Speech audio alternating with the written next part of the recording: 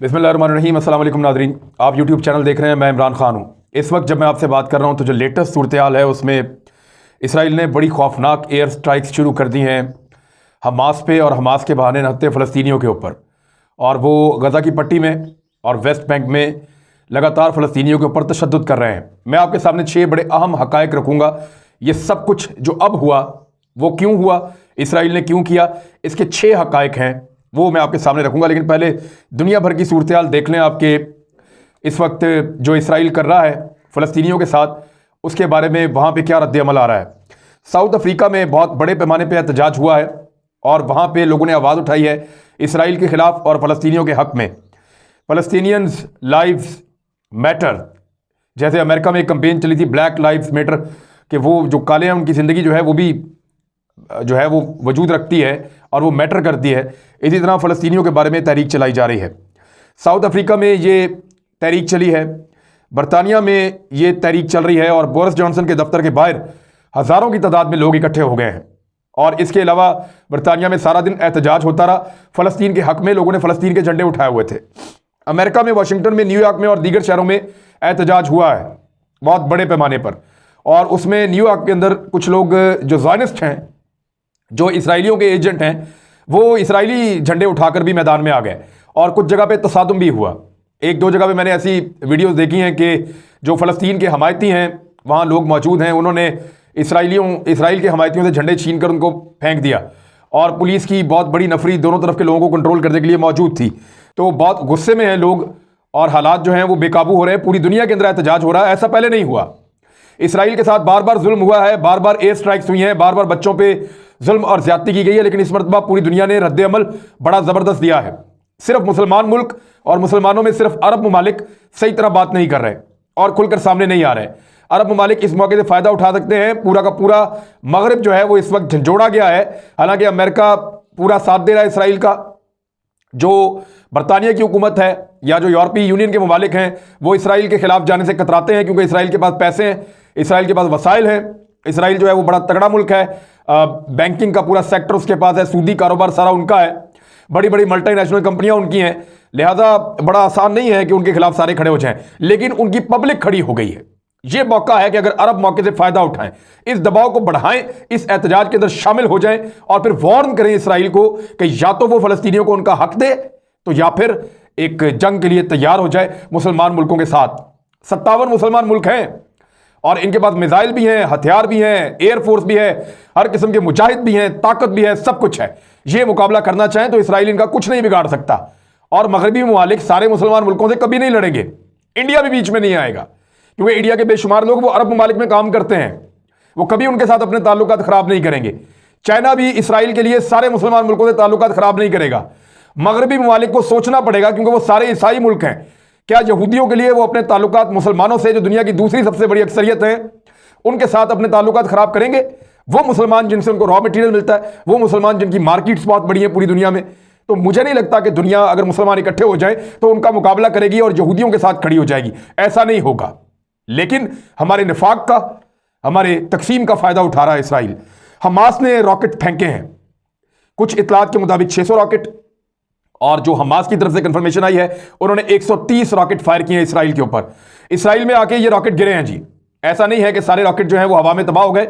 ये रॉकेट आकर इसराइल में गिरे हैं। उनकी एक ऑयल रिफाइनरी और उसके साथ मौजूद जो पाइपलाइन है तेल की, उनको आग लग गई है, वो तबाह हो गए हैं। उसके अलावा कुछ जो क्राउडेड एरिया था उनके अंदर गिरे हैं, कुछ गाड़ियां उनकी तबाह हुई हैं, कुछ उनकी इमलाक को नुकसान पहुंचा है और 3 इसराइली जो हैं वो मारे गए हैं हमास के हमलों में।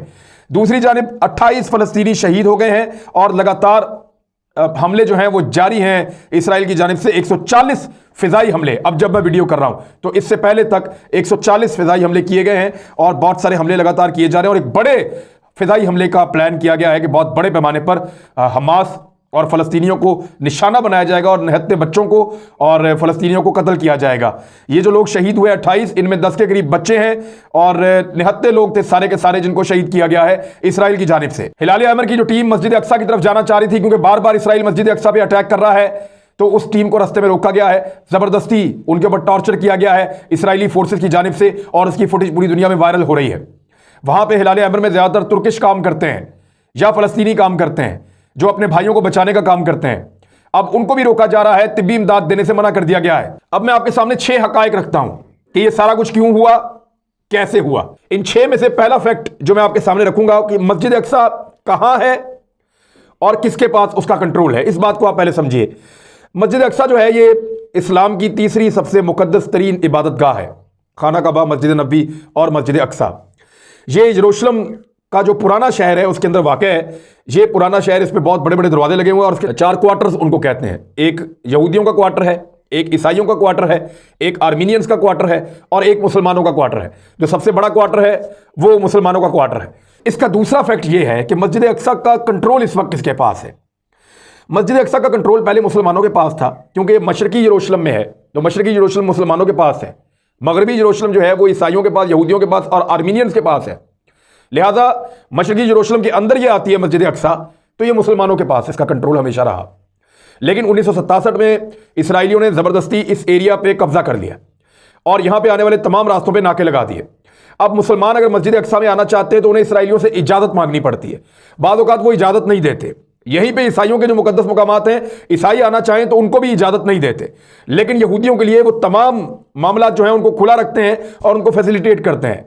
तो मुसलमान आना चाहते हैं मस्जिद अक्सा में, लेकिन उनको इसराइली जो वहां पे काबिज हैं उनकी जानिब से रोका जाता है बज़ोर ताकत। और यह भी याद रखिए कि इस पूरे एरिया के अंदर जितनी भी मुकद्दस इबादत गाहें हैं बहुत कदीम, उन तमाम पर इसराइल अपना कब्जा कर चुका है।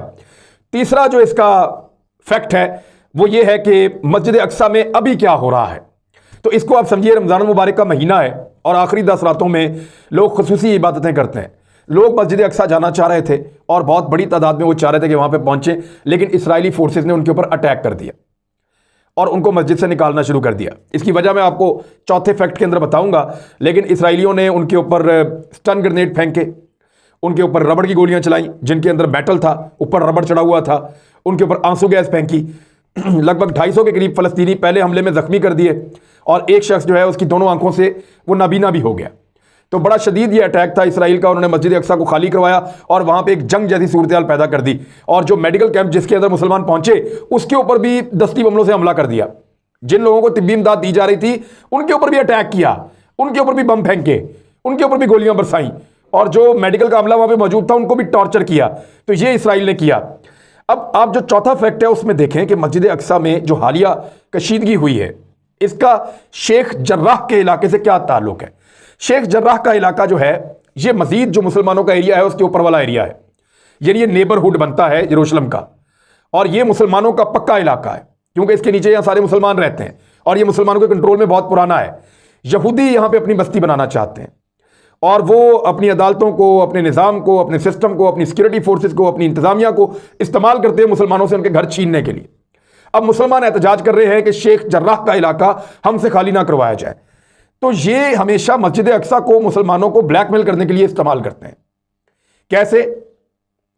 ये मस्जिद अक्सा को हथियार के तौर पे इस्तेमाल करते हैं। वो जानते हैं कि मुसलमान इसके तकद्दुस की पामाली बर्दाश्त नहीं करते, लिहाजा वो करते ये हैं कि जब भी मुसलमानों से कोई चीज़ मनवानी होती है तो मस्जिद अक्सा पे अटैक करते हैं, वहां नुकसान पहुंचाते हैं, वहां जूतों समेत अंदर घुसते हैं, वहां इबादत को रोक देते हैं। तो मुसलमान मजबूर हो जाते हैं हार मानने पर, क्योंकि निहत्ते हैं, कमज़ोर हैं, लड़ने की कोशिश करते हैं, पत्थर चलाते हैं, लड़ नहीं सकते, तो अपनी मस्जिद की बेहुरमती पे कंप्रोमाइज़ नहीं कर सकते, तो वो कंप्रोमाइज़ अपनी प्रॉपर्टी पे, अपने घरों पे कर लेते हैं, अपने जिस्मों पे कर लेते हैं, मार खा लेते हैं, लेकिन अपनी मस्जिद को बचाते हैं, मस्जिद अक्सा को, किबलतुल अव्वल को बचाते हैं।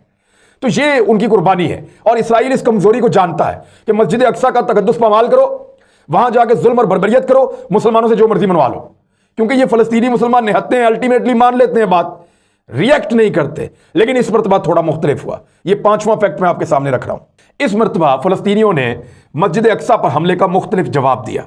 पहले ये डर जाते थे, लेकिन इस मरतबा हुआ यह कि हजारों फलस्तीनी निकल पड़े फलस्तीन के मुख्तलिफ इलाकों से, इसराइल के मुख्तलिफ इलाकों से, बहुत बड़ी तादाद में गाड़ियां लेकर मस्जिद अक्सा की तरफ बढ़ने लगे। इसराइलियों ने रास्ते बंद किए, उन्होंने गाड़ियां छोड़ी, वो पैदल आगे बढ़ते गए। बहुत बड़ी तादाद में लोग 27वीं की रात मस्जिद अक्सा तक पहुंचे हैं। इसराइल इसकी तवक्को नहीं कर सकता था और फलस्तीनियों ने बड़ा जबरदस्त रिस्पॉन्ड किया इस मरतबा। बड़े जोरदार तरीके से बताया है कि हम मस्जिद अक्सा की हिफाजत के लिए अपनी जान कुर्बान कर सकते हैं। यह बात रिकॉर्ड का हिस्सा है कि इस पूरे खित्ते से लाखों मुसलमान लाखों फलस्तीनी मस्जिद अक्सा की तरफ चल पड़े थे। जिसको गाड़ी मिली, मोटरसाइकिल मिला, जो पैदल चल पाया, जिसको व्हील चेयर मिली, उन सब ने बढ़ना शुरू कर दिया मस्जिद अक्सा की जानिब। और अब फलस्तीनियों का जो एहतजाज था वो शेख जर्राह के इलाके तक नहीं था, बल्कि वो पूरा का पूरा फैलता चला जा रहा है। और इस वक्त सूरत हाल ये है कि इसराइल के मुख्तलिफ इलाकों में, मुख्तलिफ शहरों में एक अनार्की फैली हुई है और उसके मनाजिर जो हैं वो सोशल मीडिया पर नजर आ रहे हैं। छठा फैक्ट कि अब क्या होगा। देखिए, हमारे पास ये सारे हकायक जानने के बाद ये चीज तो क्लियर हो गई है, तीन चीजें सामने आई हैं। नंबर एक, फलस्तीनियों का एहतजाज शेख जर्राह से जो शुरू हुआ वो अब पूरे फलस्तीन या इसराइल का पूरा जो एरिया है उसमें फैल चुका है। दूसरा, इसराइली फोर्सेस निहत्ते फलस्तीनियों को एक ऐसे वक्त में निशाना बनाती है हमेशा जब वो इबादत कर रहे होते हैं। तीसरा, लाखों फलस्तीनियों ने यह अज़म जाहिर किया है कि मस्जिद अक्सा के तहफ़्फ़ुज़ की खातिर, किबला अव्वल के तहफ़्फ़ुज़ की खातिर वो अपनी जान कुर्बान कर देंगे। ये तीन बड़े अहम फैक्ट हमारे सामने आए हैं। और एक चीज ये भी कि पूरी दुनिया ने इस वक्त फलस्तीनियों का साथ देने का फैसला किया है। अगर आप रेशो निकालें तो चंद मजबूर हुकूमतों के अलावा या चंद मजबूर हुक्मरानों के अलावा, चाहे वो मुसलमान है चाहे वो गैर मुस्लिम है, दुनिया में रहने वाले इंसानों की अक्सरियत फलस्तीनियों के साथ खड़ी है, इसराइलियों के साथ नहीं खड़ी। हथियार वाला जो है और जो हथियार के बगैर निहत्ता है, उनके बीच में कोई कंफ्लिक्ट नहीं होता, कोई तसादुम नहीं होता। तसादुम दो ताकतों के बीच में होता है। एक तरफ निहत्ते मासूम इबादत करने के लिए जाने वाले पुरअमन फलस्तीनी है, और दूसरी तरफ काबिज जाबिर हथियारों से लैस पूरी तैयारी के साथ आने वाले इसराइली हैं। तो यहां पे आप इसको तसादुम नहीं कह सकते, कन्फ्लिक्ट नहीं कह सकते, तनाजा नहीं कह सकते, इसको आप कब्जा कह सकते हैं, इसको जबर और जुल्म आप कह सकते हैं। और अमेरिका में अब यह आवाज उठाई जा रही है, यह कहा जा रहा है कि अगर इसराइल के बारे में आप ये कहते हैं कि वो अपने तहफ़्फ़ुज़ का हक रखता है, तो क्या फलस्तीनी नहीं रखते? तो क्या फलस्तीनी अपने आप को नहीं बचा सकते? आप हमास के फेंके हुए मामूली से रॉकेट के ऊपर तो शोर मचाते हैं, लेकिन इसराइल जो एरियल स्ट्राइक करता है उसके ऊपर आप कोई बात नहीं करते। व्हाइट हाउस का तर्जुमान जब बात कर रहा था तो सहाफियों ने उसके पसीने छुड़वा दिए हैं। आज हालात बहुत मुश्किल हैं दुनिया की हुकूमतों के लिए, लेकिन क्या मुसलमान इस मौके से फायदा उठाएंगे? यह मौका है। फलस्तीनी बच्चों के हाथों में जो पत्थर हैं वो आपके मिसाइलों से ज्यादा बेहतर हैं। अगर आप अपने मिसाइल इस वक्त नहीं उड़ा सकते तो फलस्तीनी बच्चों के हाथों के अंदर जो गुलेल है, जो डंडा है, वो आपके हथियारों, आपके टैंकों और आपके जेट तैयारों से ज्यादा बेहतर है। एक इसराइल है, सारी दुनिया इसराइल के लिए आपसे टक्कर नहीं लेगी। मुसलमान इस बात को जितनी जल्दी समझ जाएंगे उतनी जल्दी ये तनाज़ा हमेशा के लिए हल हो जाएगा।